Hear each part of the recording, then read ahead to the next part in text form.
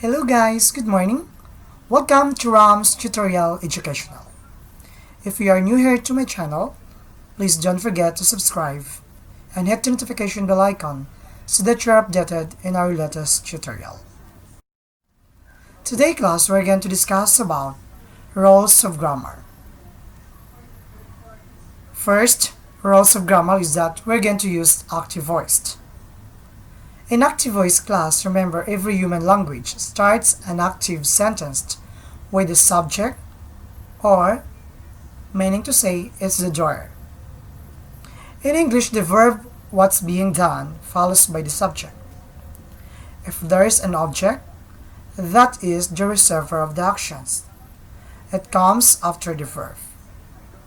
The formula must be like this: subject plus verb plus object. This rule is the foundation of the English language. Here are some examples. Mary walked the dog. In our sentence, Mary is our subject. Walked is the verb. Object is the dog. That is subject, verb, object.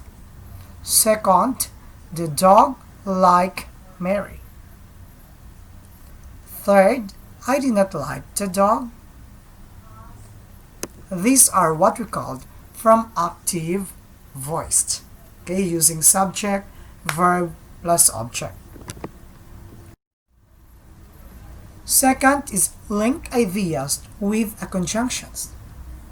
Sometimes we want to link two ideas with a second, subject plus verb plus object combinations. When you do, you need a coordinating conjunctions. The new formula looks like this: subject plus verb plus object. Coordinating conjunctions plus subject, verb plus objects. That is what we call the pattern. Coordinating conjunctions class are easy to remember with an acronymic M-N-E or mnemonic device.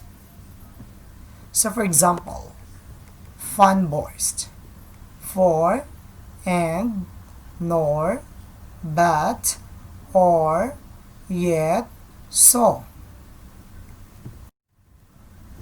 The third we have use a comma to connect two ideas as one. Remember, fun boys are used when connecting two ideas as one in a single sentence, but don't forget the comma. For example, I do not walk Mary's dog, nor do I wash him. Mary fed her dog, and I drank tea. Mary feeds and walks her dog every day, but the dog is still hyperactive. That is how we're going to use a comma, just to connect the two ideas as one idea. Next is use a serial comma in a list.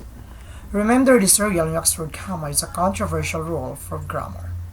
Some want to eliminate it altogether, whereas others just don't know how to use it. The serial comma is the last comma in a list, usually appearing before, and the serial comma comes after. So for example, dog in this sentence. Pets are as lizards. We have the dogs and birds. Remember, the commas separate units in a list. In the above case, each unit only has one part, so it's easy. Where people get confused is when units are bigger, but the rule here still applies. Second, pets are, it has lizards and frogs, dogs and cats, and parakeets, and macaws. We notice that the serial comma comes before and, but not the last and in the sentence. The and that follows the comma is only there because it sounds better. Grammatically, and is irrelevant. That means to say it's not included. Only units matter. Remember that, my dear viewers, on how to use a serial comma in the list. Next is we're going to use the semicolon just to join the two ideas on how we're going to apply them. Remember, a list of grammar rules has to include this series of punctuation marks. It might look funny, but don't be afraid of the semicolon. It's the easiest thing in the world to use. Say you want to join two ideas but can't figure out or can't be bothered to use it, a coordinating conjunctions. Remember, class, the two ideas can be separate sentences, but you think that they are so closely connected. They really should be one. Use a semicolon. Example, Mary's dog is hyperactive. It won't stop barking or sit still. Another, my heart is like a cup of lapsang souchong tea. It's bitter and smoky. Remember, we use the semicolon just to join the two ideas. Mary has to walk her dog every day, so we applied semicolon. Separate one idea to another idea to make two ideas. It is the most hyperactive dog anyone has ever seen. So remember, class, in rules in grammar, it is very much important to use the semicolon just to join the two ideas. Use the simple present tense for habitual actions. For example, our habitual actions, it talks about the daily routine in our lives. Okay? The simple present tense here is the tense you use for any habitual actions. The things you always do or every Tuesday are described with the simple present, which just means you pick the first form of any verb. So for example, Mary likes dogs. I don't walk Mary's dog. Mary and I drink tea every Tuesday together. That is how we're going to use the simple present tense and the tense we use for any habitual actions. Okay, that's for singular, what we call subject. So once our subject singular, so of course our verb must be in singular form. That is form of verb. That is how simple present tense for habitual actions being used. Next is that we use the present progressive tense for current actions. The present progressive tense is for anything that is happening right now. All of the progressive tenses are easy to spot. Why? Because the verbs, remember, verbs is an action word in action. Verbs that state something in that particular sentence always end with ing. This is what you call verb with ing or gerund verb. And get a helping verb. A helping verb, or that is what we call class, an auxiliary verb. It just so we know who or when we're talking about. And the present progressive, the helping verb, are the present tense. It was conjugations of to be. So for example, I am drinking lapsang souchong tea. Second, the barking dogs outside are driving me crazy. So the one underlined is what we call the barking. This is what we call the present progressive tenses, which ends with ing form. That's the verb. The third we have, Mary is playing with her hyperactive dog. The verb ends with ing form, which is a gerund. That is how we're going to use the present progressive tense for current actions. That means also when you said current action, it is happening right now. Okay? That is, my dear viewers, remember that when you use the present progressive tense for current actions, it means to see it's happening right now. Next is that we add ed to verb for the past tense. That means to say when you said past tense, the verb is already past actions. That means to say actions done it already. You did it. So for example, just like yesterday, for the past few months, like that. When you talk about the past, we have to add an ed to regular verb to make the second form. Whereas regular verbs are tricky. You know what is tricky? That is, tricky means to say something a little difficulty and have their own sets of rules.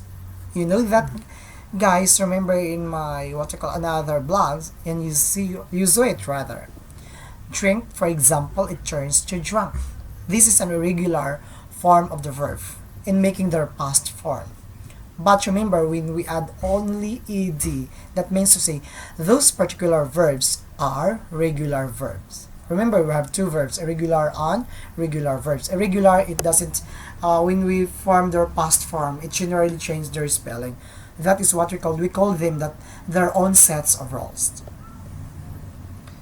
Most of time, though, ed will do. Examples: I drank a lot of love songs, ouching tea yesterday. That must say it happened already. But Mary didn't. The dog stopped barking 2 seconds ago, and I am feeling better. Remember the word stopped. That is what you call the verbs and the past actions with ed. That means to say these actions it's happened already. Mary played fetch with her hyperactive dog. These three examples are what you call it shows us that this particular actions has been done it already. That's why we add ed in every form of the actions. That is how we're going to add ed to verbs for the past tense. Next is that we use present perfect for the unfinished past. Remember, my dear viewers, the present perfect can be confusing for some, but it is one of the most important roles of grammar. When people talk about things that have already happened but consider the time in which they occurred to be unfinished, they use the third form of the verb with the helping verb. The helping verb for the present perfect is the present tense conjugating of the word to have. So for examples, I have drunk 3 cups of lapsang chowsung tea today. Mary's hyperactive hard dog has bitten me 3 times so far. Mary has walked her hyperactive paddle 100 times this week. Unfortunately, the only way to know the third forms of verb is to remember them. That's very much important, but dear viewers, we should remember the basic roles in forming the past form like that, in forming the grammar. This is very much important, class. Next is that we use present perfect progressive for unfinished actions in past. Again, my dear viewers, when the actions as well as the time is considered and finished, the verb loads off the third from helping verbs, to be and to have, and changes to the progressive form. Western countries have been waging wars in the Middle East for thousands of years. I have been drinking tea all day. Mary's dog has been barking like crazy since it was born. Remember, my dear viewers, we discuss it because this is very much important. Not only us, but for all of us. Especially you, my dear viewers, Ram's Tutorial Educational Channel, okay, my dear students. Okay, thank you for spending your time again to my channel. And again, if you are new here to my channel, don't forget to hit the notification bell icon and press the red button so that you're updated for our latest video tutorial. Thanks for watching, guys. See you on my next video. Bye bye.